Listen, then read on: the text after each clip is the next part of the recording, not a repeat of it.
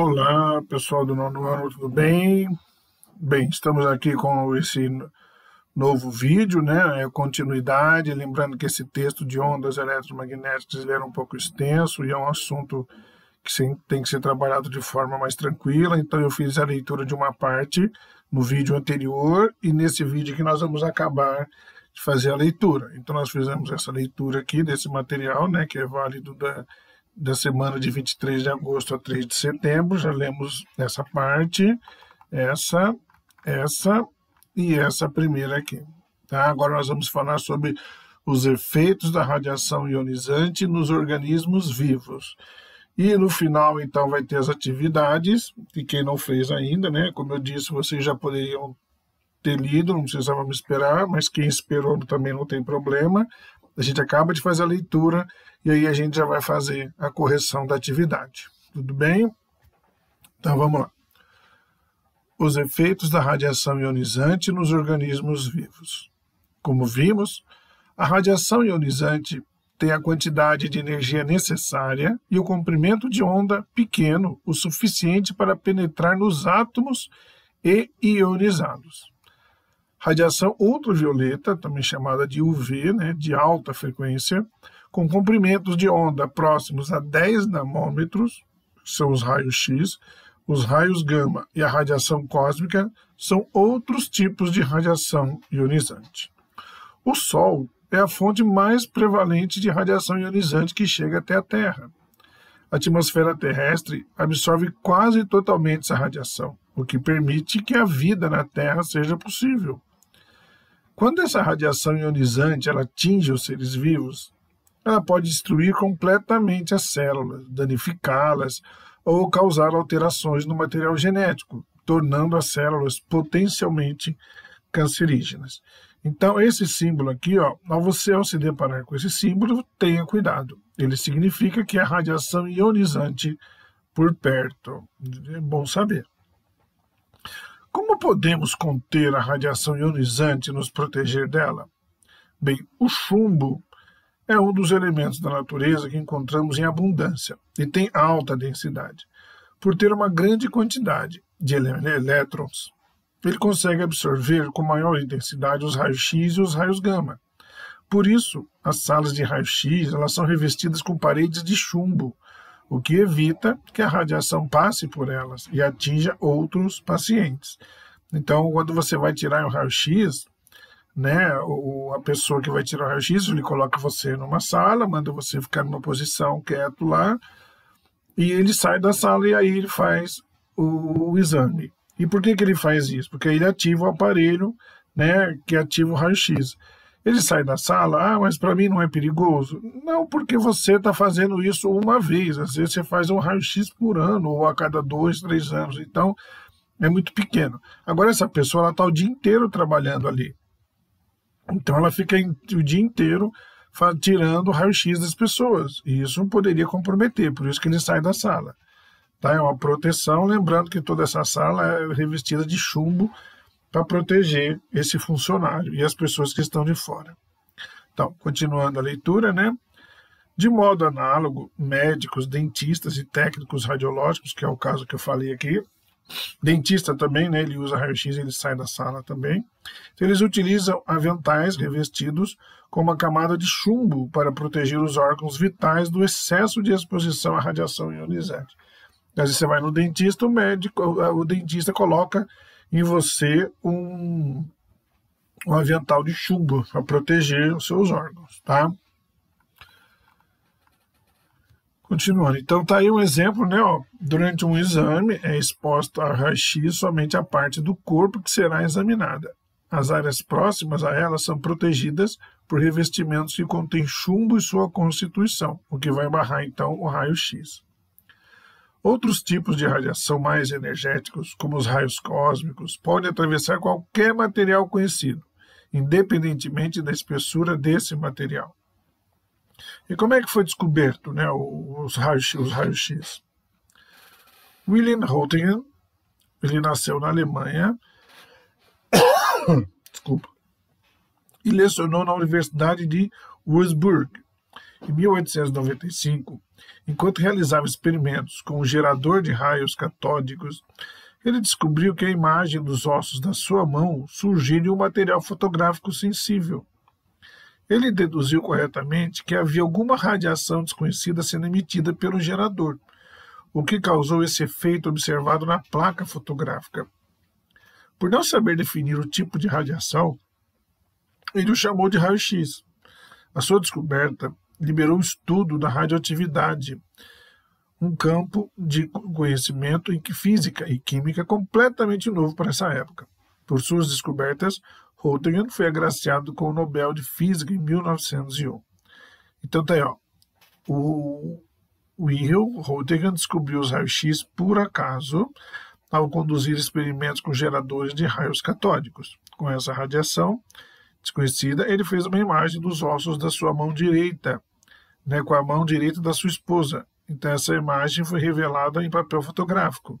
Tá a imagem do lado aí, ó, uma foto no raio-x tirada na Alemanha em 1896, há mais de 100 anos atrás, né? O campo magnético da Terra nos protege da radiação solar. Bom, nós vimos, né, a Terra, ela possui um campo magnético ao seu redor, que faz com que ela funcione como um imenso ímã.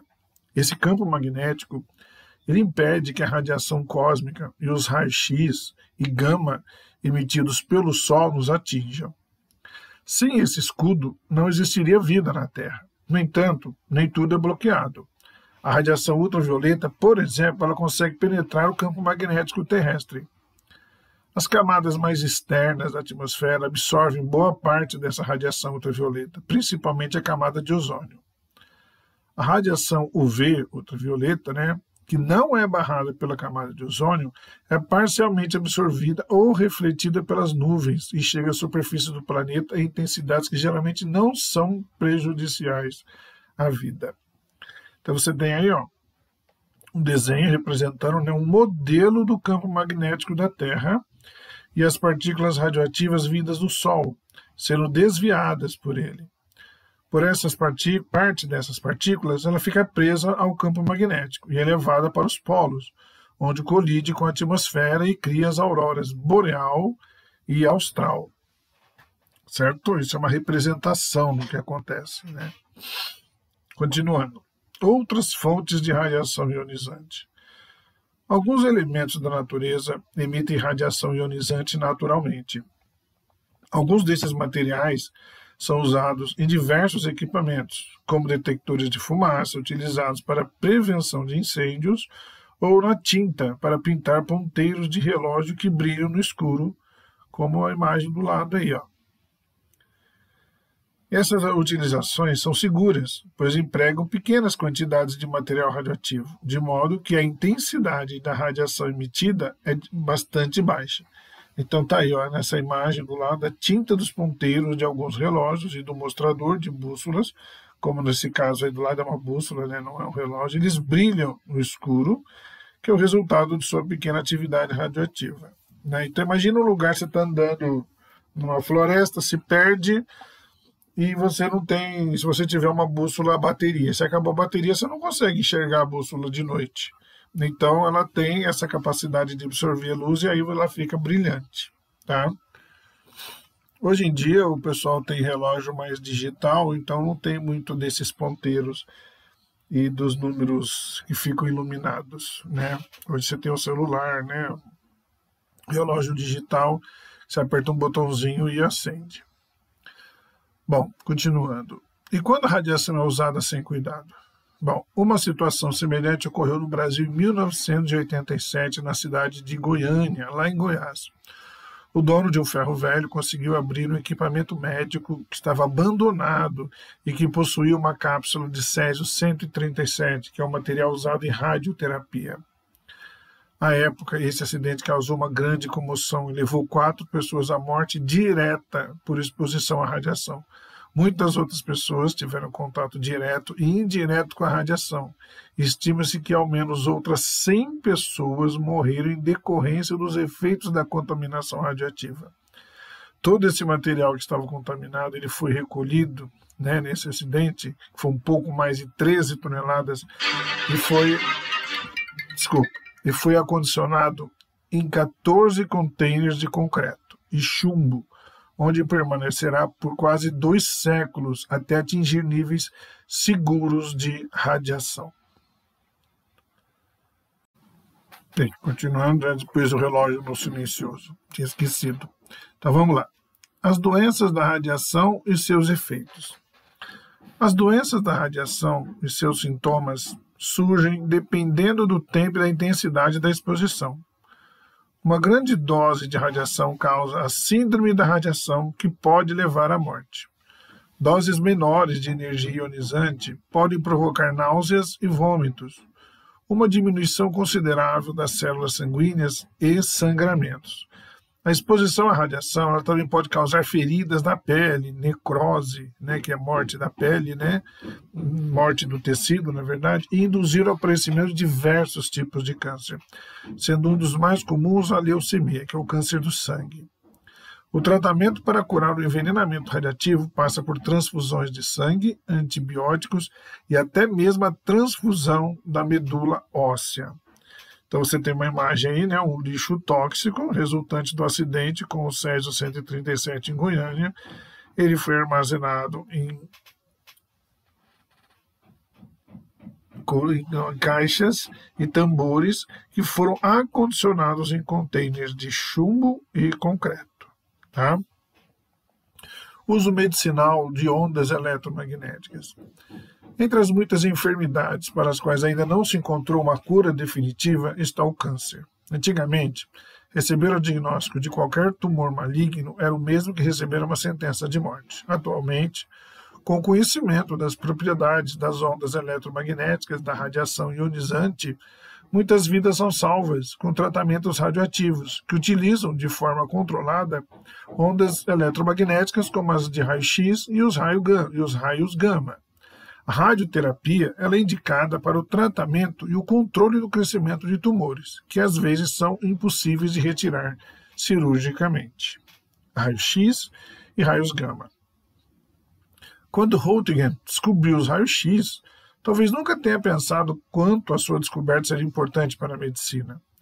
Pelo fato de os raios-x atravessarem os tecidos moles do corpo, mas não os ossos e o chumbo, pela primeira vez os médicos podiam ver o interior do corpo humano utilizando técnicas fotográficas, sem ter que abri-lo. Infelizmente, levou algum tempo até que se descobrisse que os efeitos nocivos dessa radiação excessiva. O uso de raio-x vai muito além de apenas revelar a estrutura óssea do paciente. Dependendo da intensidade da aplicação, as chapas podem revelar desde doenças pulmonares até cáries, alguns tipos de tumores e anomalias congênitas. Entretanto, há outras formas de usar o raio-x na medicina. Equipamentos mais sofisticados, como o mamógrafo e o tomógrafo, eles empregam esse tipo de radiação em frequências e energias mais altas. A mamografia tem se mostrado valiosa para o diagnóstico do câncer de mama, principalmente em mulheres, a ponto de sua obrigatoriedade após determinada idade ser adotada como política de saúde pública.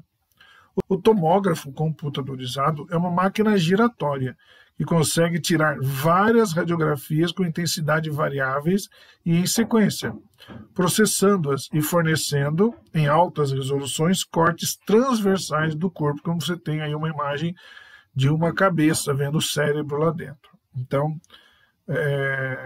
aí lendo a legenda da imagem, tomografia computadorizada da cabeça humana, entre outras estruturas, destaca-se aqui o cérebro, o cerebelo, a medula e o crânio. Então nós temos aqui o cérebro, esse aqui é o cerebelo, e a medula aqui, e todo esse é o crânio, certo? E finalizando, a radioterapia ajuda no tratamento do câncer. Bem, os raios-x e os raios gama são também utilizados em tratamentos de radioterapia. Esse tipo de tratamento é, na maioria dos casos, empregado no combate ao câncer. A radioterapia é largamente empregada quando o tumor é muito agressivo, quando ele cresce rapidamente, ou quando ele se encontra em uma região que põe em risco a vida do paciente se ele for submetido a uma cirurgia. Quando identificados o tumor e a sua localização, o radioterapeuta ele calcula a intensidade de emissão de radiação e a sua abrangência para que o tratamento atinja principalmente o tumor, destruindo o DNA das células cancerosas, impedindo então a sua multiplicação. Alguns efeitos colaterais podem resultar no tratamento radioterápico, tais como infertilidade, perda de memória, problemas do trato intestinal e cânceres secundários. Todavia, os riscos são calculados e, se os benefícios ao paciente superam as desvantagens e sequelas de possíveis efeitos colaterais, o tratamento ele pode ser ou não iniciado. Então é isso, gente. Nós fizemos a leitura, agora eu vou montar aqui, vou colocar só atividade para a gente realizar a correção. Ok? Vamos lá. Bem, vamos fazer as atividades agora. Essa primeira atividade ela é um pouquinho complicada, porque exige cálculo, né, e ele envolve potência, né, 10 elevado a 19, né. Então, ó, vamos lá. Utilizando as informações de comprimento de onda e as equações de velocidade de propagação de uma onda eletromagnética, calcule a frequência aproximada em Hertz das seguintes ondas. Bom, se ele quer frequência, ele quer o F, ele não quer o C. O C a gente já tem, né? O C que é a velocidade de propagação, né, da onda eletromagnética. O lambda, né, é o comprimento de onda. Então você teria que pesquisar isso para ver qual é o comprimento de onda cada um, mas eu adiantei aqui para dar qual é a resposta se você fez isso. Tá? Então, nos raios gamas, nós temos que a frequência aproximada em Hertz, que é o que ele pede, é de 10 elevado a 19 Hertz. A radiação ultravioleta, ela vai de 10 elevado a 15, aqui ele está embaixo, mas está errado, está em cima, 10 elevado a 15 até 10 elevado a 16 Hz. E as ondas de rádio FM, que é o C, vai de 30 MHz até 300 MHz. Tá, essa é a resposta da primeira atividade, que envolvia um cálculo que eu não sei se vocês saberiam fazer. Tá? Por isso que eu já coloquei a resposta aí. Mas, em resumo, o que ele está pedindo, eu tenho o comprimento de onda, lá no livro, que é a velocidade da propagação da onda eletromagnética. Como eu quero F, esse lambda que está multiplicando aqui, ele vai para o outro lado dividindo. Então, vai ser o comprimento de onda dividido pela... cadê? É a velocidade dividida pelo comprimento de onda, tá bom? Então tá. Agora vamos para a segunda resposta aí, a segunda atividade. Com relação ao uso do prisma, responda ao que se pede a seguir. Como o uso de um prisma permitiu ao ser humano compreender que a luz branca do Sol ela é composta não somente de uma, mas de várias cores? Bom, os estudiosos, né, tudo isso lembrando que é baseado no texto que nós lemos, entendemos e refletimos sobre ele para poder finalmente responder. Então lá nós vimos que os estudiosos eles se deram conta de que um curioso fenômeno ele ocorria quando o feixe de luz ele incidia e atravessava um prisma de vidro, que é aquele vidrinho triangular, né? Então, o surgimento de um padrão de cores através da refração da luz branca. Então, com o tempo, as interpretações levaram a crer que a luz branca, que é proveniente do Sol, ela era constituída por todas as cores presentes nesse padrão que era visualizado. E qual é o fenômeno que ocorre com a luz ao atravessar o prisma? Bem, o fenômeno que ocorre, né, quando a luz, então, atravessa o prisma, é a refração, que vai ocasionar a dispersão das cores. E C, por que esse fenômeno gera esse efeito, né? Olha, Porque cada componente da luz branca, ou seja, né, cada uma das cores, ela sofre um desvio proporcional ao seu nível de energia, ao seu nível energético. Então, quanto maior a energia de uma onda, maior o desvio que ela sofre. E por isso, as diferentes cores são separadas em função dos desvios sofridos por cada uma delas. Certo? Então vamos lá. 3.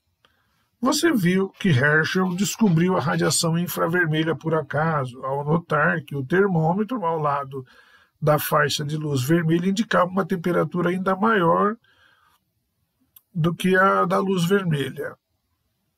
Considerando esse fato, pode-se argumentar que o termômetro ao lado da faixa de luz vermelha estava, na verdade, medindo a temperatura do ambiente.